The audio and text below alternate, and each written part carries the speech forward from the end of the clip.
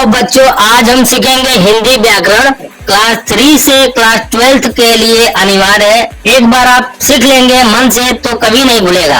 अब हम वचन के बारे में जानते हैं कि वचन क्या होते हैं और हम इनका इस्तेमाल कैसे करते हैं। मोहन के पास एक बिल्ली है। रोहन के पास 5 बिल्लियां हैं। इन दोनों में आपको क्या अंतर दिखाई दे रहा है? चलो मैं बताती हूँ कि इनमें क्या अंतर है। मोहन के पास केवल एक बिल्ली है और रोहन के पास 5 बिल्लियां हैं। मतलब दोनों वाक्यों में बिल्ली की संख्याओं का पता चल रहा है। तो शब्द के जिस रूप से संख्या का बोध हो उसे वचन कहते हैं। अर्थात शब्द के जिस रूप से उसकी संख्या में एक या एक से अधिक होने का पता चलता हो उसे वचन कहते हैं।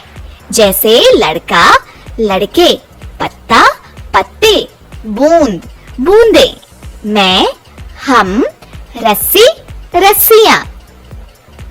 वचन के भेद।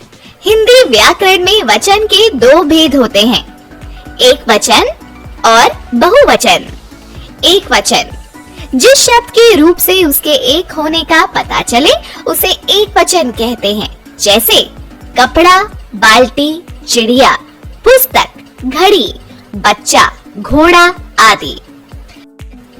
बहुवचन जिस शब्द के रूप से उसके एक से अधिक होने का पता चले उसे बहुवचन कहते हैं।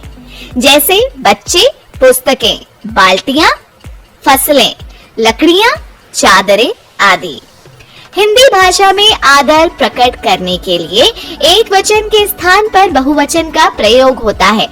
जैसे मास्टर जी पढ़ा रहे हैं, मेरी माताजी बाहर गई है, पिताजी आप कब आए।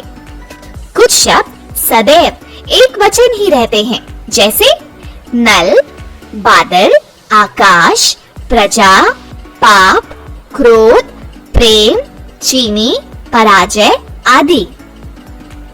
कुछ शब्द सदैव बहुवचन ही रहते हैं। जैसे प्राण, दाम, दर्शन, दुर्लभ, आंसू, सोना, धन, समाचार, होश, भाग्य आदि।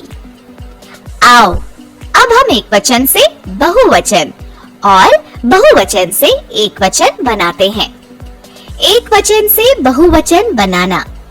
लड़का, लड़के, बहन, बहनें, आँख, आँखें, सड़क, सड़कें, पुस्तक, पुस्तकें, बात, बातें, बेटा, बेटे, घोड़ा, घोड़े।